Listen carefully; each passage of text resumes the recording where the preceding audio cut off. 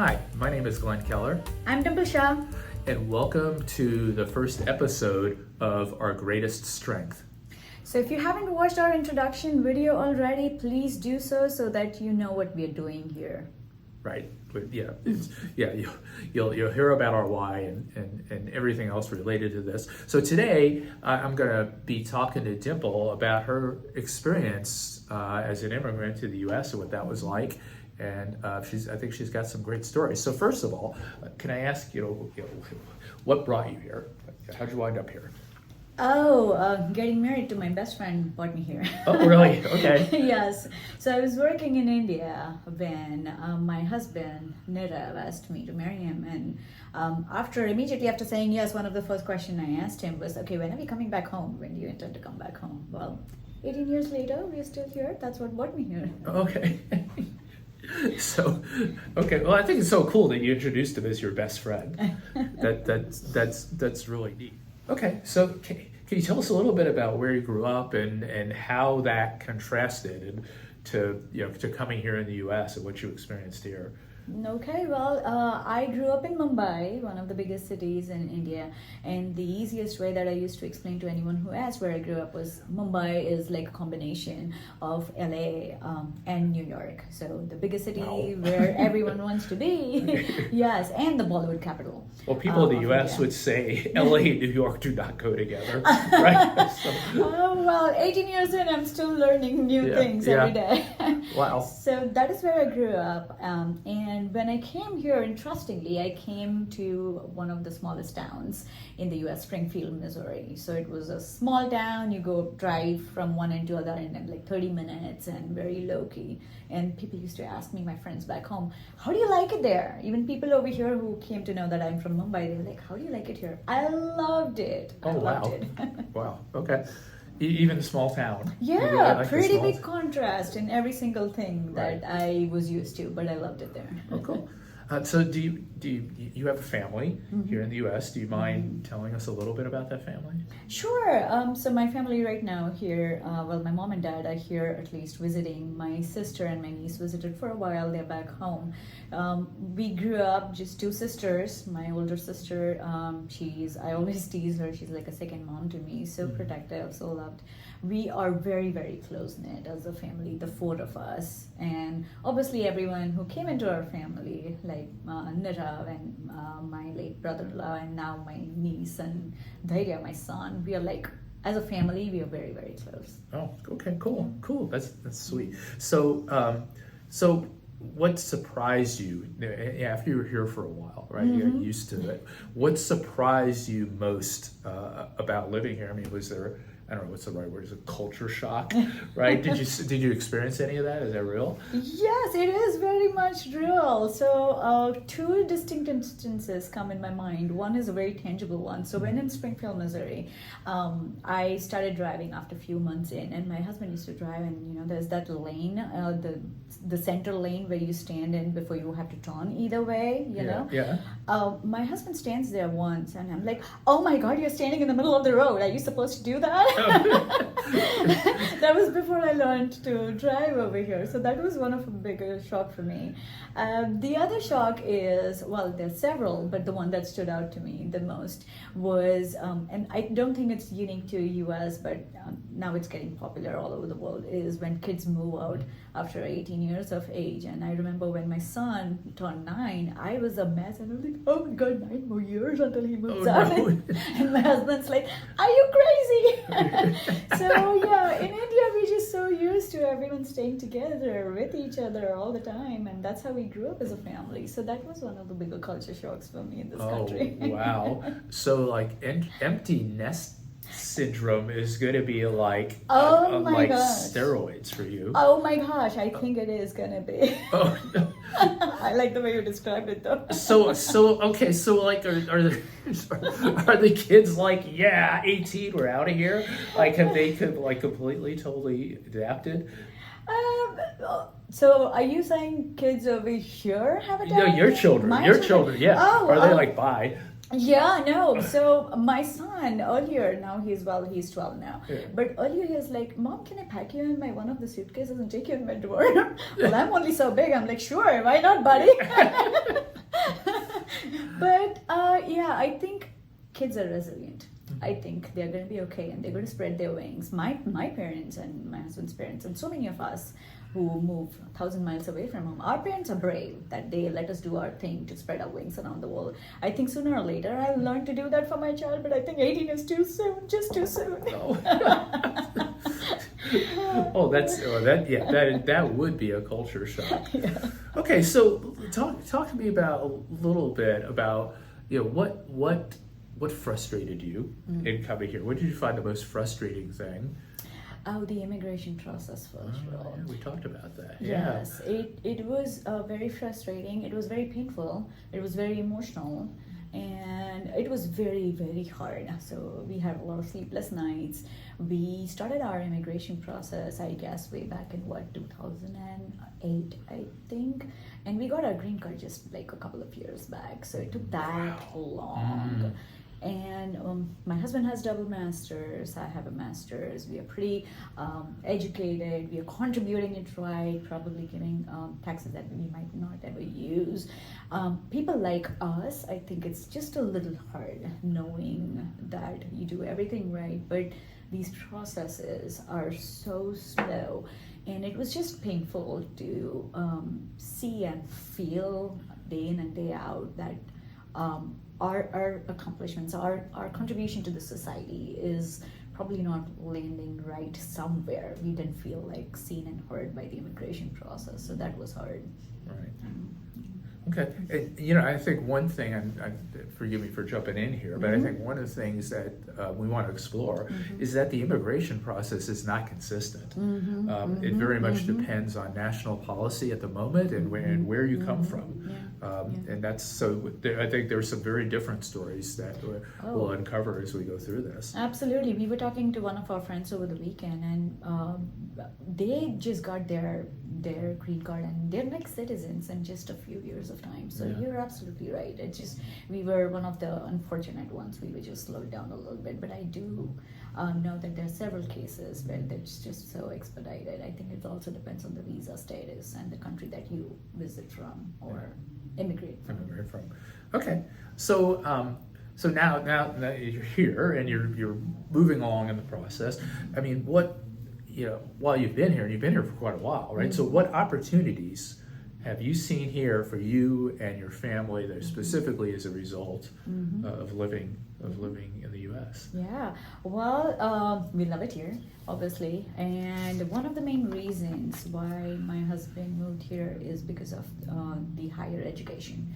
The higher education over here, infrastructure, it's just so advanced. There are so many opportunities. That's why it's called the land of dreams, right?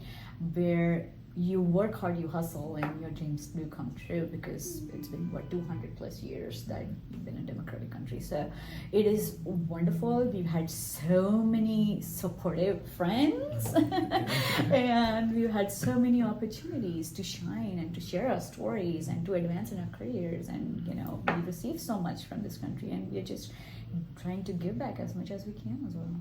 Oh, okay, good. So have you encountered challenges directly related to your Indian heritage? Yes, and initially it used to bother me a whole lot, and it's gotten so much better over time, where I feel like so much more accepted, brave, loved, supported. But I do remember when I landed in Springfield, and I even while getting my license during my first year here, I went into the license office, and I got like several looks around. I was like, okay, who is she and what is she doing here in our country, kind of looks. And we used to just go out on a walk, and we used to hear some comments on how we should probably leave this country, and we're taking our jobs for people who deserve those jobs more than us, apparently. So initially it was hard. Even now, time and again, sometimes when we read such stories of different people being targeted or treated differently, it just breaks my heart. But I think for us personally, I think we feel a lot more, well, now this is our home kind of feeling. So Yeah, I mean, it's kind of curious. What do you think motivated, those feelings where people said maybe you should go back, not be here or whatever? Do you think there was just fear? I think that a lot of it is also our why, right? Why are we doing this? For Right. awareness. So people essentially don't know what they don't know. And sometimes that fear Mhm. arises of unknowns. So when you don't know something, or when you're not aware of the intent, or when you don't feel like you can ask questions, then there is this uncertainty, there's this fear that comes in. And it's like, in my simple thought process, because I'm at the receiving end now, right? So now I'm thinking, well, no, I'm not here to take a job. If you deserve the job more than I do, then you can get it. But sometimes it's hard to be that objective when you see so many people coming in, and so many of yours, I guess, being they feel like they are struggling as a result. So I think that is why my why is to spread awareness that we're here together, we are in it together, how we can say it. Okay, good. So, what is the most American thing that you've encountered since you've been here? Okay, again, I don't know, this is just an American thing, and it's also gaining a lot of popularity everywhere in the world, and also in India, I see. But yeah, one of the things that I hinted upon earlier is we as family, we all used to living together. We are always with our family, so we don't feel like, oh, I don't see them often, or except for us who are like thousands of miles away. So that was one of the biggest things that I felt like, oh, this is an American thing where people don't live together as family, or kids move out, or you get to see them only on Thanksgiving or Christmas, or some occasions. So and then again, that was ignorance on my part, because I didn't know what I didn't know at the time. So I think it's just a different culture, it's a different way of upbringing. And yeah, I keep thinking about just how it's going to land on me someday. Like you said, I'm just going to be a wreck. Okay, so as an Indian American, right? You're from two places, right? So what do you feel? What makes you most proud when you think of India? I think my roots, my upbringing, my thoughts, my culture. I don't think I would have been who I am in another country, trying to build a home like thousands of miles away, not having any support of family. I don't think I would be here, sitting here, of course, with you as well, if it weren't my ethics. And my ethics are thanks to my upbringing and my family, and the roots, the strong foundation of our religion, our culture, what I've seen growing up in 25 years that I was there. So, yeah, Interesting. that's what I'm proud of. Very cool. Very cool. Yeah, that surprised me a little bit, but that is really cool, because I would have thought maybe you would have mentioned, well, we just landed on the moon, right, or whatever. And I say we because you're from both places, right? So but you went very internal on that. And that's kind of cool. And your phrase Indian American, I took it to heart, because now it's, well, you asked me about my country, I have a laundry list of things. My one country, Right. India. But you asked about me and my blend between Indian American. So I loved how you phrased it. Oh, And okay. thank you. Good. So what makes you most proud about being the American part of it, Indian American? I have learned so much, and I was so ignorant all the time when I was here. The reason why I say that is I always say that inclusion is a two-way street. So if I felt the way I did, then maybe I didn't play my part right when I first came into the country. So the more I learned, the more I grew. So I have, as an immigrant, I need to play my part and take steps in order to reach out and to spread awareness and find the right kind of people. I shouldn't say right, they're no right or wrong, but the kind of people who want to be supportive, who want to be your cheerleader, who want to accept you. It's just that people don't know what they don't know. And when you feel like, oh, I'm the immigrant and I'm coming to a new country, so I should be accepted, you should open up the doors to me. Well, then no one can pick you up and place you inside that room when the door is open. You have to walk into the door.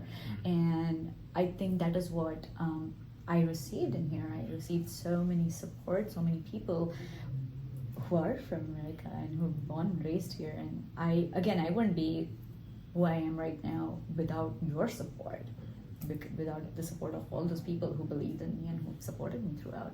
Well, that's a cool answer. Mm-hmm. Okay. Okay, so what one thing do you wish people knew about immigrating to this country? So the biggest thing, I think... Okay, you can do 3 things. Okay, all right.